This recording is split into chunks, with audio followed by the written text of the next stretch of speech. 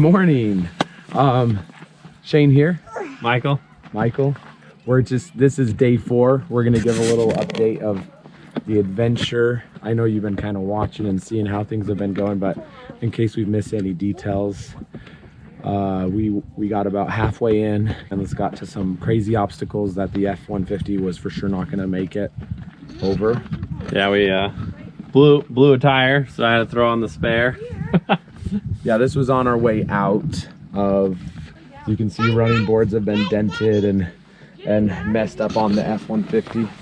So lots of bottoming out and scraping on the actual truck itself. The Black Series have held up incredibly well. Yeah, look at this. I mean, you can see, I mean, I think I pointed this out. We ended up jackknifing the HQ12 against the truck, and the truck totally dented in. If you can see that, the Black Series, like nothing. We've like dragged that thing on its water tanks, and the diamond plates and all the welds have like held up. The side, we had to do a high jack, and we kind of jabbed it into the side. Any like fiberglass shred, I think would have poked a hole right through it. So what happened is we got out last night. They had another blowout on the tire. Add to that, what time we get here last night? We got here around 11. 10:30, 11, and we set up camp and made some chili on our stove inside.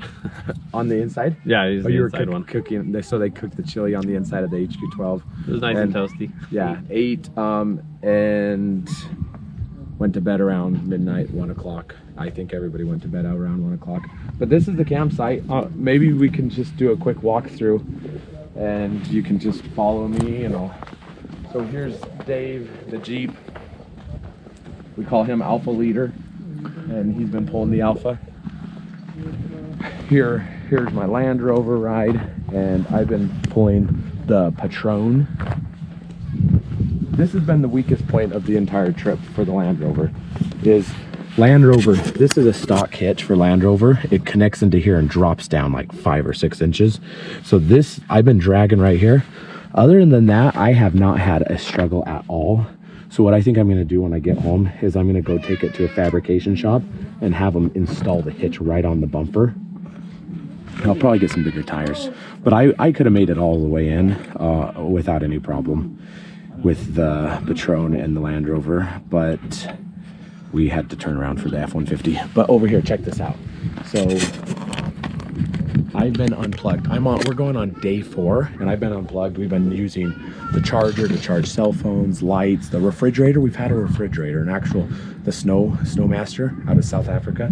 We've been running the dual zone. It's I think about a 70 liter the whole time. And check out the battery. We're sitting at 67%, and we have not charged it at all, not to the vehicle or hooked up to solar. So we're going on 4 days and almost 70% battery. And we've been running lights, pumps, fridge. Over here I got my tire, my extra fuel. Come back around this way and I'll show you inside. That thing? No. So, my wife's taking a nap, so Exactly. we just woke up and she's gone back to sleep. She's feeling a little sick, so. But here's the campsite. Check it out. We got the Alpha. We got the HQ12 sitting out. Super nice. The rocks, the hoodoos.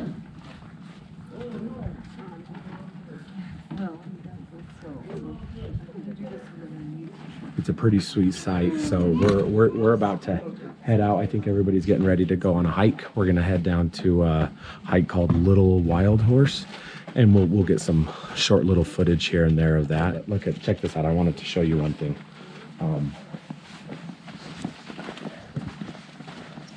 As we got into one spot, like it was so sharp.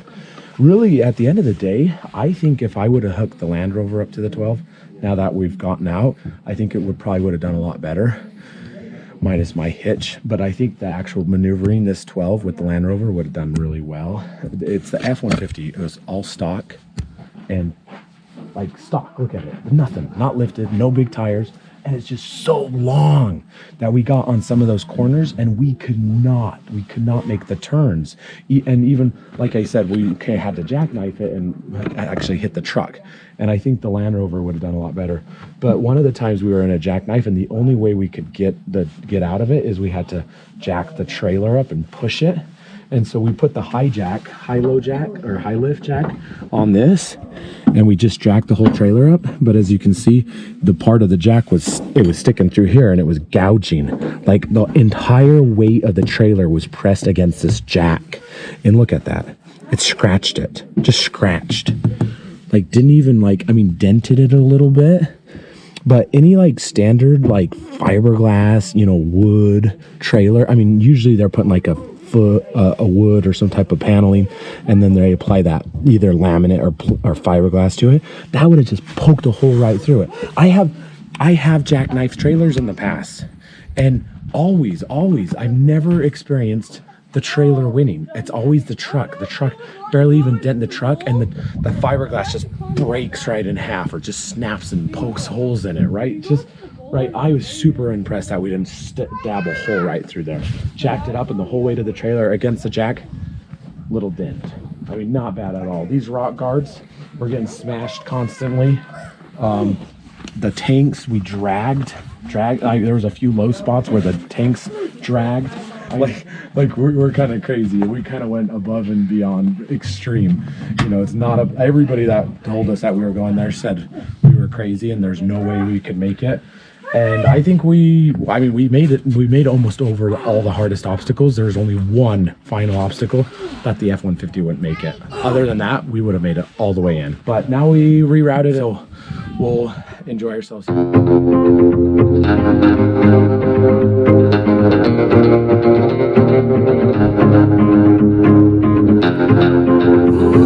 Everybody say yeah!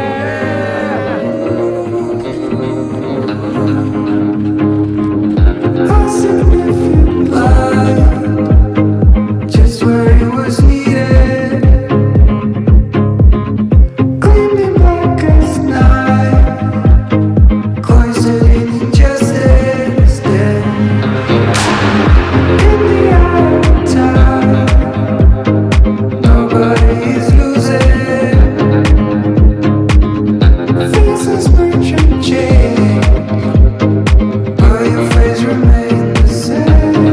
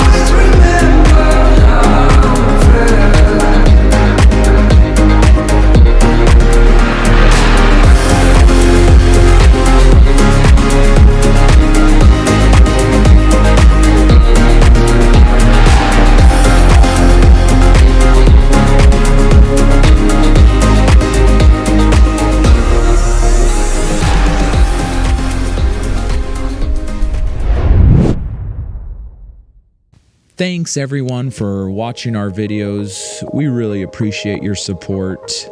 I wanted to add that ultimately the reason why you buy a trailer or an RV, it's so that you can get out and get into nature and experience the beautiful creations around us and to get more connected, and it's an energizing experience, and also so you can hang out with your loved ones, your friends, you know, the people that are most important to you, to sit around the campfire and laugh and tell stories. Those are the reasons why we go out into nature and camp. It's because it's a beautiful experience, and a lot of these moments, they become the keystone of our relationships. So hopefully you guys can take the opportunity and get out more with those who you love.